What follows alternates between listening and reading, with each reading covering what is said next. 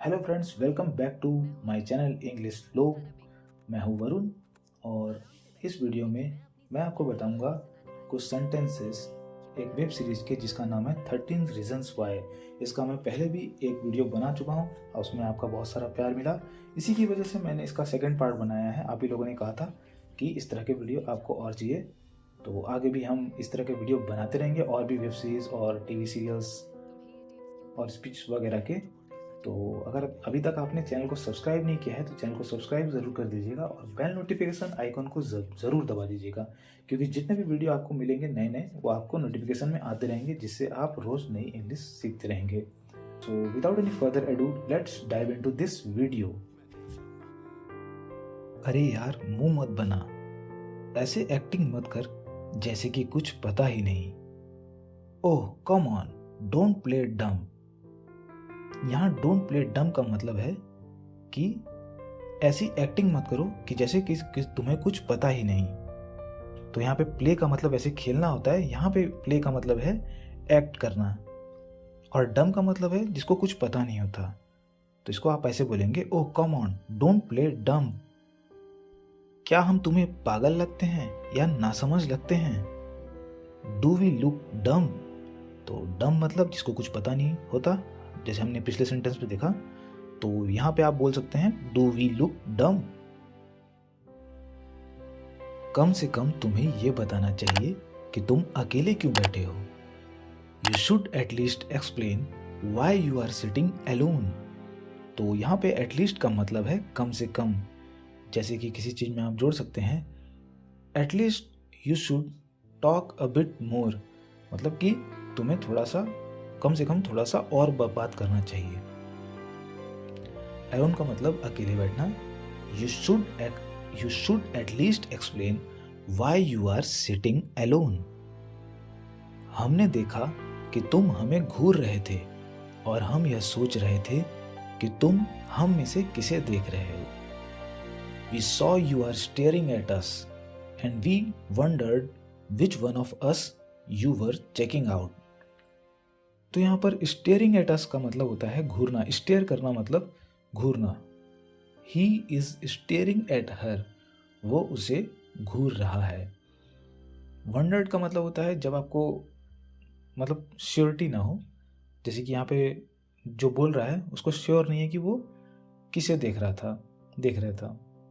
तो विच one of अस मतलब कि हम दोनों में से, वन ऑफ अस किसे देख रहा था। चेकिंग आउट, यहाँ पे चेकिंग आउट का मतलब है कि देखना, चेकआउट करना। आपने कई बार मूवी या सीरियल में सुना होगा, वो उसे चेकआउट कर रहा है, मतलब कि देख रहा है। मैं अकेले बैठा था क्योंकि मैं यहाँ बस अभी ही आया हूँ। I was sitting alone because I just moved here. मतलब जस्ट मूव्ड हियर का मतलब होता है कि वो अभी ही आया है। जैसे कि आप एक शहर से दूसरे शहर पर जाते हैं और आपसे कोई पूछता है कि तुम अकेले क्यों बैठे हो, तो आप बोल सकते हैं I was sitting alone because I just moved here. मुझे इसके बारे में कैसे पता नहीं था। How did I not know about this. आप इसे अगर इमोशंस के साथ बोलेंगे तो आप बोल सकते हैं how did I not know about this. मतलब आप इसे बहुत जगह यूज कर सकते हैं डेली लाइफ में। जैसे कि अगर आपको कोई कुछ बताता है आपके फ्रेंड के बारे में और आपको लगता है कि आपको वो मालूम होना चाहिए था, तो वहां पे आप यूज कर सकते हैं how did I not know about this. मुझे इसके बारे में कैसे पता नहीं चला या कैसे पता नहीं था। तुमने कभी पूछा नहीं, मुझे लगता है। You never asked I guess. पिछला सेंटेंस अगर आपको कोई बोलता है तो आप उसके जवाब में ये बोल सकते हैं, अगर उसने कभी उसके बारे में नहीं पूछा। You never asked I guess. मैं तुम्हारे पिता से मिलना चाहूंगी। I would like to meet your father. तो यहाँ पे आई वुड लाइक टू का मतलब होता है, जैसे कि आप कोई चीज़ करना अगर पसंद करते हैं तो आप बोल सकते हैं आई वुड लाइक टू। जैसे कि अगर आपको बर्गर खाना पसंद है, अभी आप खाना चाहेंगे, तो I would like to have a burger. जैसे कि क्वेश्चन अगर कोई पूछता है what would you like to have, तो आप उसके जवाब में बोल सकते हैं I would like to have जो भी आपको खाना पसंद हो। हम दोस्त थे, तुम मुझे धोखा कैसे दे सकती हो। We were friends, how could you betray me like that? Betray me, betray मतलब होता है धोखा देना। तो हाउ कुड यू मतलब कि कैसे, how could you betray me like that. तो आप यूज कर सकते हैं इस सेंटेंस को भी कई जगह पे। How could you betray me like that. जैसे कि क्या, मैंने क्या किया। Like what did I do. जैसे अगर आपको कोई बोलता है कि आपने कुछ कर दिया या आपने कुछ बर्बाद कर दिया, तो उसके जवाब में आप इस तरह के सेंटेंस बोल सकते हैं, like what did I do, मैंने क्या किया। आप ये कई बार लाइफ में बोलते होंगे अपने रियल लाइफ में, तो आप वहाँ पे इस सेंटेंस को यूज जरूर कीजिएगा। मेरा इससे कोई लेना देना नहीं है। I had nothing to do with this. ये सेंटेंस भी आपको कई बार यूज करना होगा लाइफ में, तो आप इसे रट सकते हैं। I had nothing to do with this, मेरा इससे कोई लेना देना नहीं है। आपको कोई बोलता है कि आपने ये किया है, आपने कोई गलत काम किया है, तो आप बोल सकते हैं ये sentence. Why did you and Hannah fight?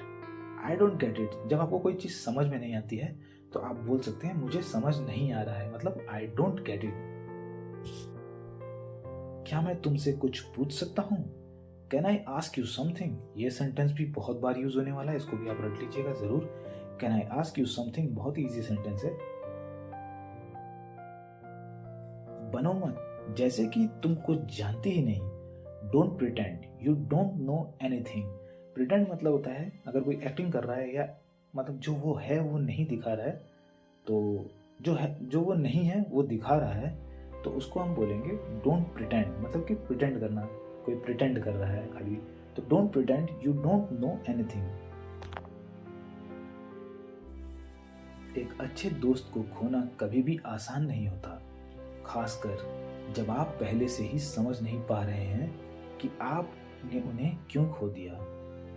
Losing a good friend is never easy, especially when you don't understand why you lost them in the first place. Lose करना मतलब खो देना। Losing a good friend is never easy, कभी भी आसान नहीं होता एक अच्छे फ्रेंड को खोना, स्पेशली खासकर व्हेन यू डोंट अंडरस्टैंड, जब आपको नहीं समझ में आता कि why you lost them in the first place, आपने उन्हें खोया क्यों पहले।